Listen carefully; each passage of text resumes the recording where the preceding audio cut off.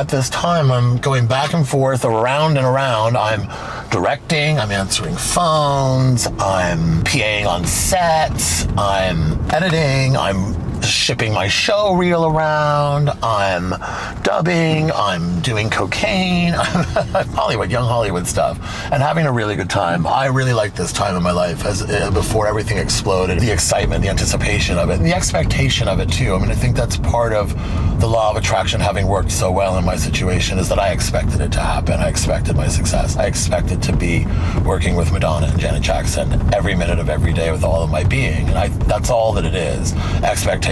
Have expectations. It's not bad to have expectations. A little bit after Sugartooth, I get a call from my producer, Randy, who is producing a job for someone else.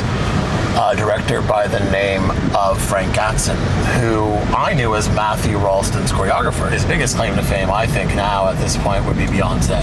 He's Tyrese's manager. One of his directing jobs was produced by my producer, Randy Mfinger. Randy was like, hey, do you want to cut this for Frank? And I was like, all right, what do we have to do? Like, do I have to go and interview or whatever? He's like, yeah, just go and meet with Frank and see how it goes and, show him some of your work. I told him a little bit about you and that you cut your own stuff and, that you would be great to cut this for him. And I was like, okay, great, thanks. I get in my car, I drive over the hill to the valley to have this meeting with Frank Gatson at his condominium. Inside, we all sit down. There's some other people there, flamboyant dancery types, like three Queenie, gay guy, black dancer guys, and then Frank, and then Terry Ellis, who has just gotten out of the shower. Now, Terry Ellis is one of the singers in Vogue, and she's friends with Frank. So she just happened to be there as I'm coming by to show Frank my reel. She's got her head in a towel, and she's got another towel wrapped around her, and she has another towel in her hand.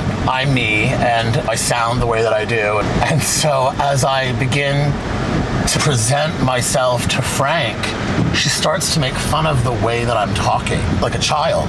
Every time I start to talk, she goes into the towel, like that, and is making fun of me in the funny way that I talk. And I look around the room, there's tons of other gay guys here. She's not making fun of me because I'm gay, she's making fun of me because I'm white. And it hit me, I was like, oh my God, what the fuck? It was this moment that caught me really off guard. I just didn't expect it. And I know that racism exists and it's real and people have these responses. I was just in shock, though, especially from Terry Ellis. The Free Your Mind girl, My Big Break was in Vogue, whatever, with Matthew Ralston.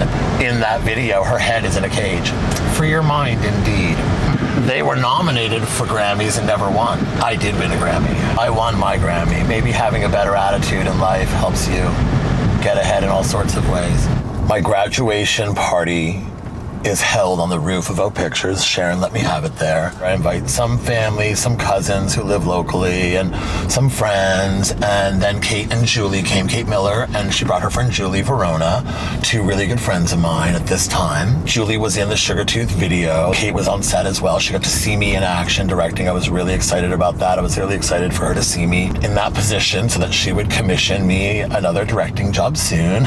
I do a PA job where I go out into the desert in Death Valley for Eric Iffergan, who was a director. Sharon Orick represented at Vogue Pictures for commercials and music videos, but this was a commercial for Bud Ice Light, which was a new product at the time. I had to lug these 75-pound plywood pyramids out into the desert into a dry lake bed. Now they would do this with CG. We actually shot these little shapes in the desert and on a Steadicam, going through these. It was insane the amount of money they spent just to get 17 frames of an edit. It was nuts, but it was a whole trip for us. We went all the way out to Death Valley and spent the night. It was fun. I had a good time, but it was a lot to put into 17 frames of a commercial.